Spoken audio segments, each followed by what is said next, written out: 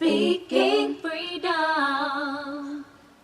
Speaking freedom. Giving you the answers to be free. Be free. Be free. 'Cause we're speaking freedom. So today in therapy is February the 10th, 2022. But I wanted to do this video because a lot of times I speak about survival skills, and today I had an epiphany in therapy.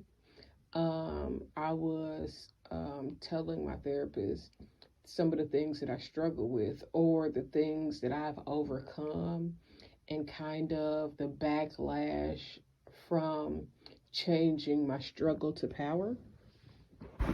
And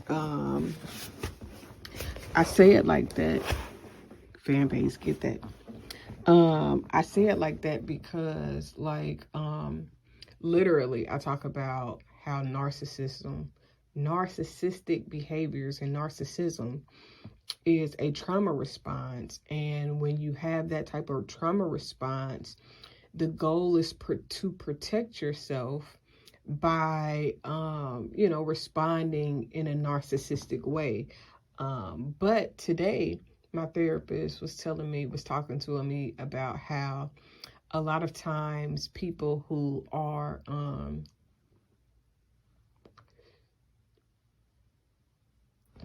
always trying to please others, or who is always find themselves doing good stuff for other people, the do-gooders, the people that seek to do good for other people. Sometimes that is also a trauma response, because when you are in different situations and different environments and you have to learn to survive, sometimes surviving is literally taking care of the people that's around you, because it'll make your life easier. It's like if you always get yelled at. So in order not to get yelled at, you begin to do the things that would alleviate the yelling before it even happens. Sometimes in order not to feel a certain type of way, you might do something in order to alleviate that feeling. Like when people use drugs to alleviate a feeling, not like some people use drugs. And when I say drugs, I'm talking about alcohol, cocaine, and when you use it excessively to forget your situation, then that is more toxic and a survival skill than having drinks to enjoy yourself in an atmosphere. Sometimes people need to have a drink to loosen up in a club or around people, not because of anything outside of they are an uptight individual. Sometimes I can be uptight. So if I am trying not to be uptight and I'm trying to be more relaxed, if I'm trying to be more jokingly, because I realize that I don't really know how to joke around with people, like pick fun. Normally when I joke around and pick fun, it's always something that will make you not be comfortable. You know what I'm saying? And then I also don't joke around with people in a way to where they would feel like I have some secret animosity, or, oh, I've been always wanting to say that, because there is truth in most jokes, especially if the joke is from an observed perspective that will leave a person feeling bad about themselves. So in therapy, I was just like, I think this is the first time in therapy, in a very long time. I don't think I had it with my black doctor lady that I had. And it's so crazy because I wanted a black doctor. And then I talked to my cousin, who was kind of like, man, you be wanting to get a black doctor, But if you get a black doctor, then they act like, whatever. Like it's like a double-edged sword, because you can get a white doctor and they act like, nothing is wrong with you, or they minimize how you feel, your pain, or anything like that. Or they extravagate your symptoms to make it seem like you need to be locked up. But if you go to a black doctor, they can also minimize your symptoms in a way to where you don't feel helped. You don't feel like with a black doctor, you can feel seen, because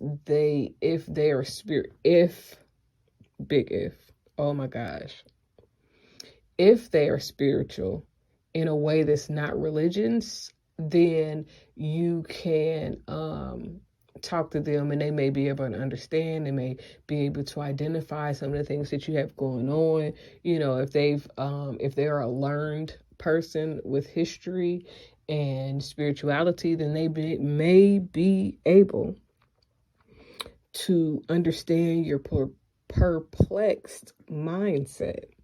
However,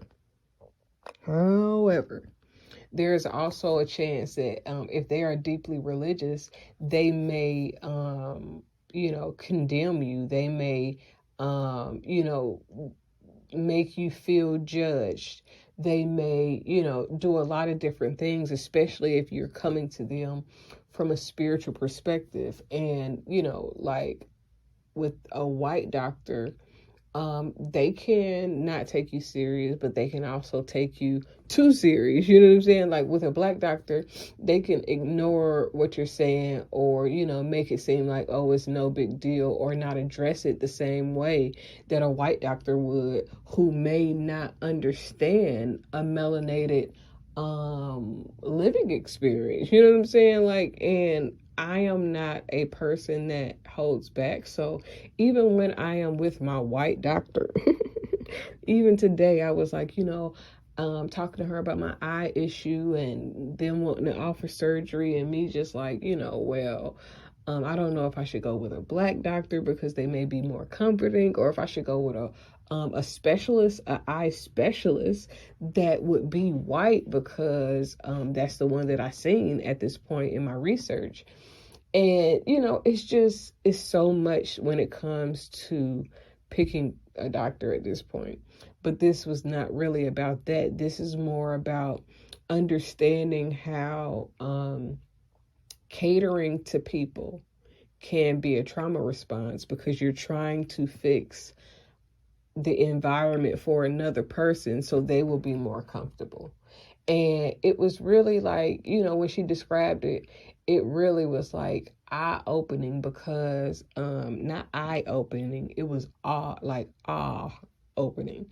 because I believe for a very long time I used to respond that way, because of the way that I lived with other people, and I always had to observe people. I couldn't, I never felt comfortable, and still to this day, I don't always feel comfortable engaging with people, because a lot of times, and it's sad, people will not know how to engage you, because people often misjudge me or take me for something different than who I truly am.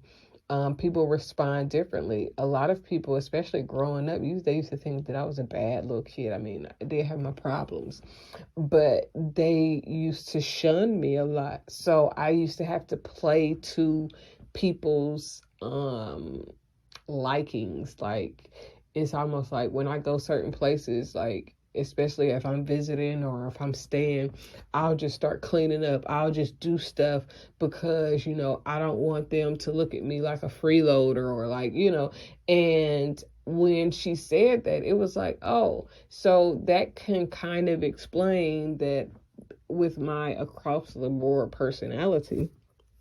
And when I say across the board personality, I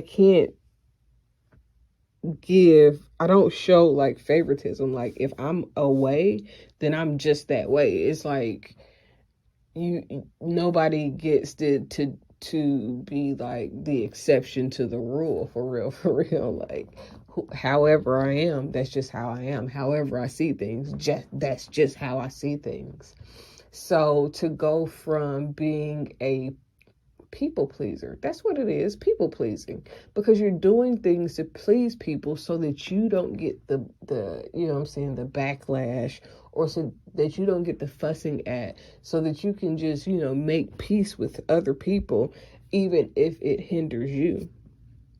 So when I like thought about that, and it was not the fact that it's people pleasing that she pointed out in a different way. It was more the way that she said it, because you don't think of being a people pleaser as a survival skill. You think that people that do people pleasing are just, you know, trying to make everybody happy, or just trying to do it to, you know, like just kissing ass. And a lot of times, even being a moocher is a survival skill.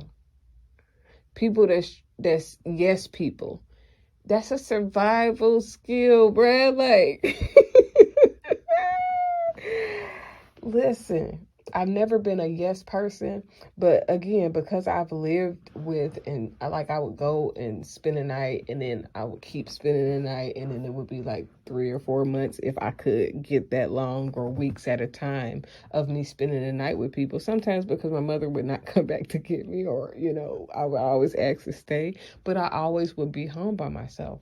So in the course of that, and I'm identifying within myself to help other people, because I am speaking through my understanding so somebody can see for themselves, or recognize different events in their own lives that may have triggered them to begin acting a certain way.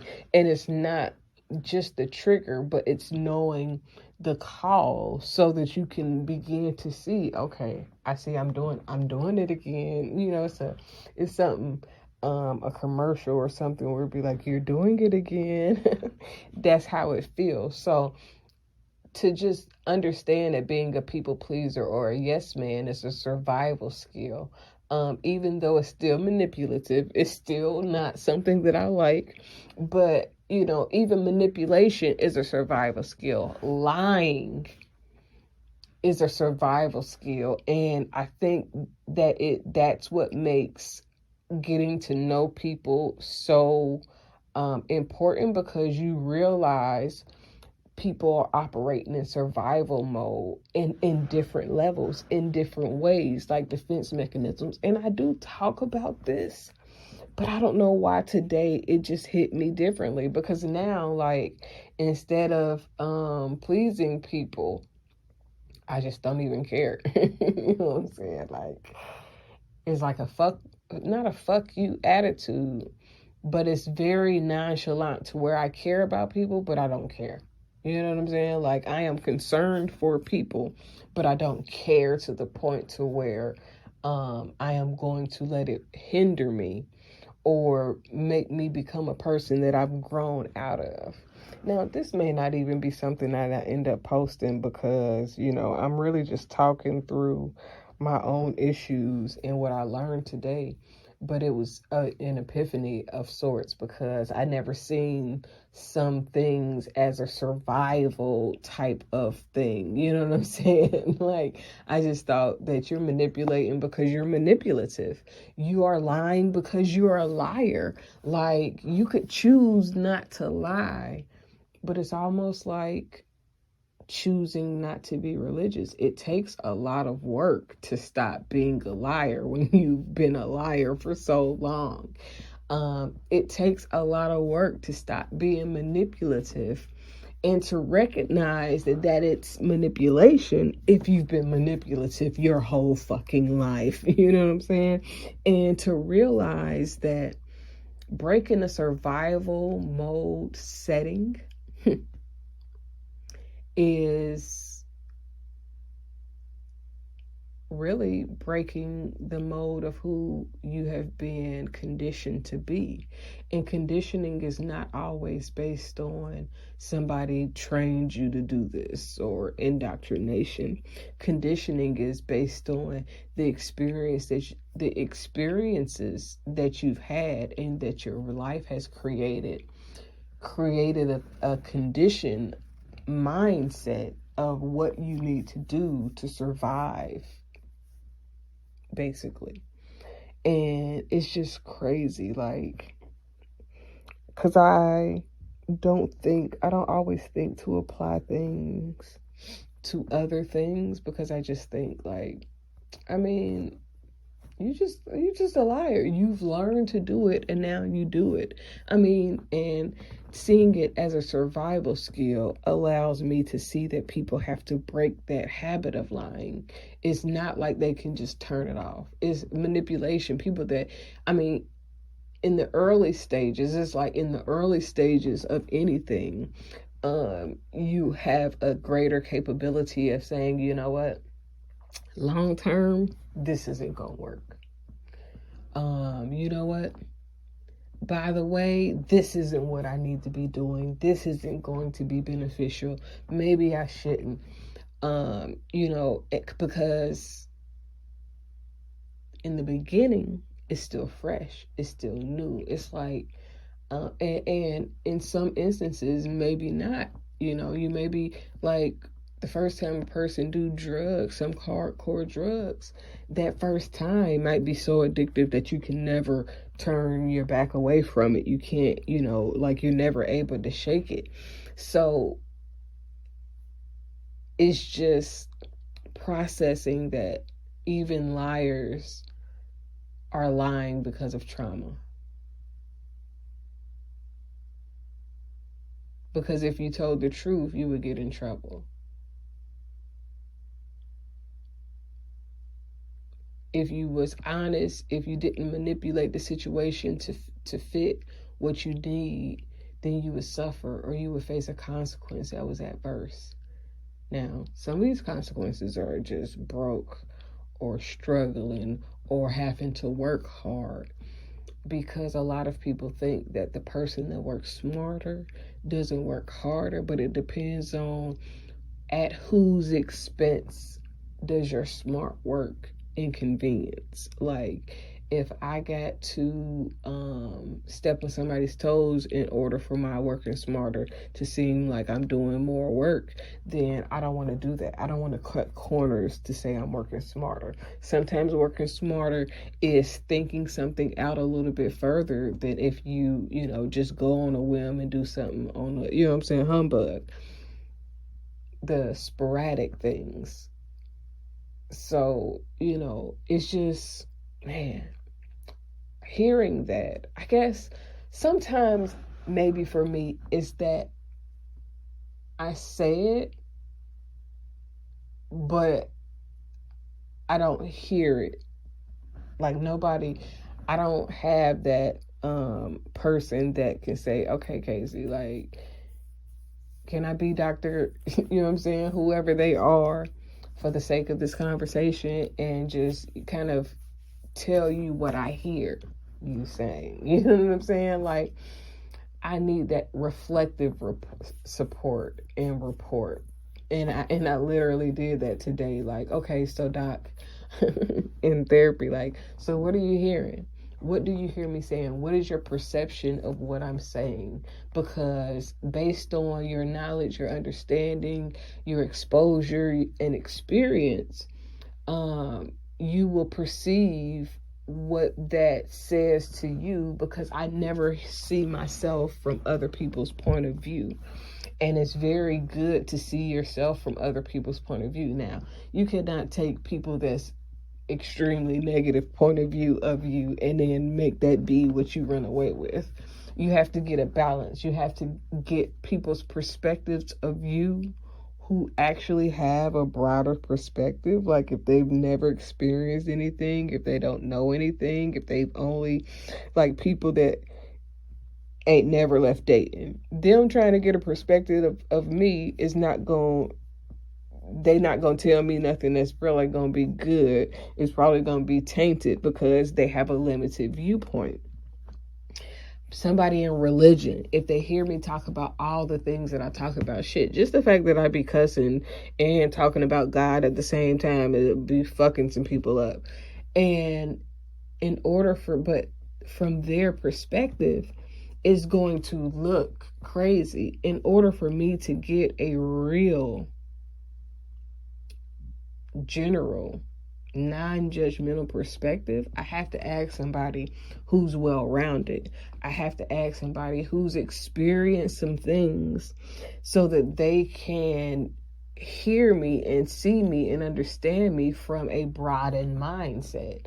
And I think that that's what I bring to the table with Speaking Freedom, is that I have had a great number of experiences that make me look at life a little bit differently, because I know that things don't happen the way people think things happen, or inside of a box. Things happen different for everybody. And knowing that allows me to look at people differently. But like I told my therapist today, I still look at certain characteristics, and I can tell by observation, by demonstration, it's certain things that I just don't want to be involved with. So I kind of try to use my understanding of the characteristics of people to be a sense of discernment, or added discernment, so that I don't get wrapped up in the wrong things. Because people make things look good, but if you pay attention to a lot of other things, the details, you will see that it'd be a lot of bogus shit happening. So in order for me to avoid the bogus shit, I have to really trust all of who I am: the observation, the intuition, the knowledge, the wisdom, wisdom is the applied knowledge to my life, and the experiences, and allow that to shape me, form me, and resurrect me to the person that I need to be mentally, so that I can decipher all the things that are going on around me in order to progress effectively.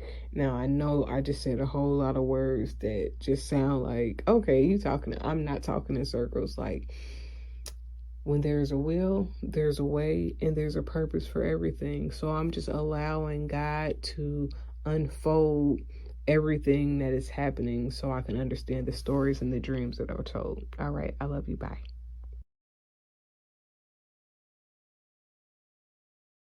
Speaking Freedom presents Good Head Group, providing advanced spiritual studies and personal developmental insight. Brought to you by Love Gang and Speaking Freedom. We look forward to helping you grow in all the areas of your life. We hope that you find all the information needed for your growth. God bless. Please listen to all disclaimers provided. If you are currently under physician's care, please maintain that relationship. This is not intended to stop your current treatment plan. If you need physician care, please seek out medical attention. Please note, all results are based on the individual's ability to adapt and adjust to any given environment and situation. We are not responsible for your results at Speaking Freedom. The life enhancement coaches at Speaking Freedom provide information to help you grow. You are responsible for maintaining that growth, taking on and then applying the information to your individual life as you deem needed and necessary. This may contain and explain explicit content. Please use parental discretion. For best results, you will need an open mind, the ability to research, and a balanced lifestyle. Please join us daily for your inspiration and motivation. We have the entire world to offer you at your fingertips. Your life enhancement coaching specialist. Thank you for choosing us to assist you in accomplishing your personal and professional goals. And have a beautiful day. In love, we trust. This is brought to you by Good Head Group, Love Gang, and Speaking Freedom. We thank God for you, and we love you.